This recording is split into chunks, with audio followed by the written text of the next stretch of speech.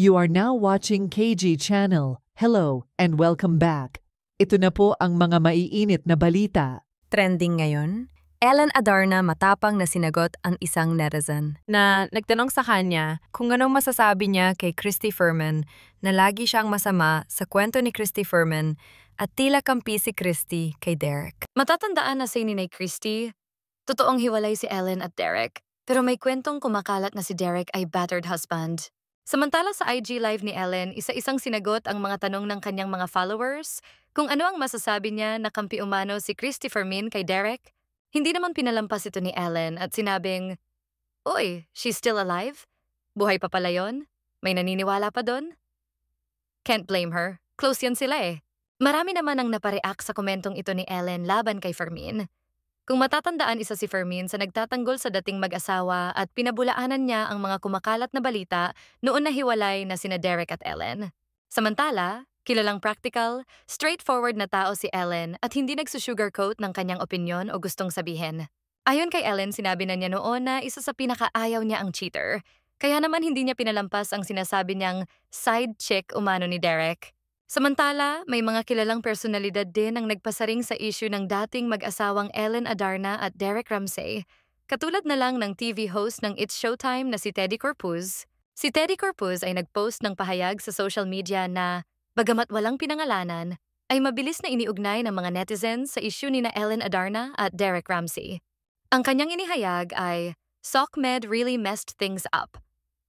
Ang post na ito ay lumabas sa gitna ng sunod-sunod na revelasyon ni Ellen Adarna online, kung saan ibinahagi niya ang mga screenshots ng umano'y pakikipag-chat ni Derek Ramsey sa ibang babae na tinawag niyang side chick, at isang video recording kung saan maririnig ang di umano'y pagmumura ni Derek sa kanya noong siya ay 6 na buwang buntis. Hindi direktang sinabi ni Teddy na ang kanyang post ay tungkol sa mag-asawa, subalit ang timing nito ay naging dahilan upang ito ay pag-usapan at iugnay sa mainit na isyu.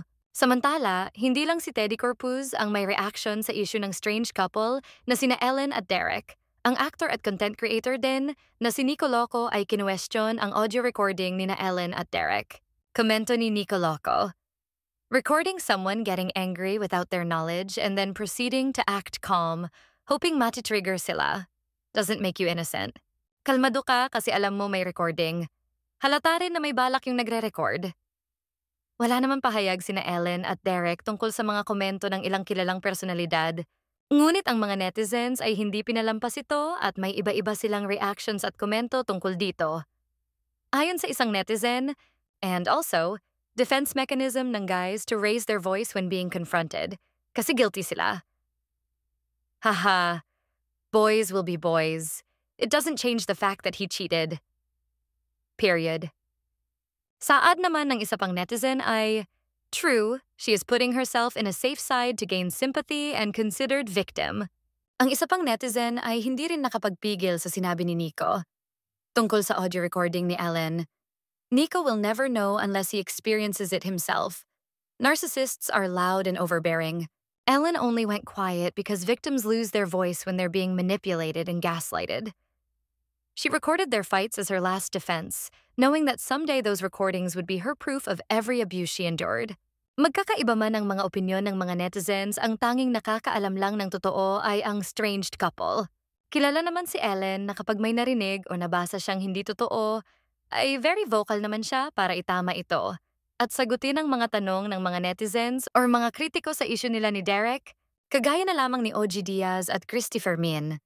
Samantala, si Derek naman kapag may nababasa siyang fake news ay agad naman niya itong pinopost sa kanyang social media at sinasabing fake news ito.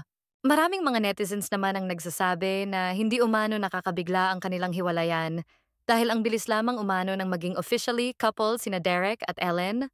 Kung matatandaan, noon binibilangan pa sila ng mga netizens kung ilang taon lamang umano ang itatagal ng kanilang relasyon at tila nagkatotoo nga ang hula ng mga marites.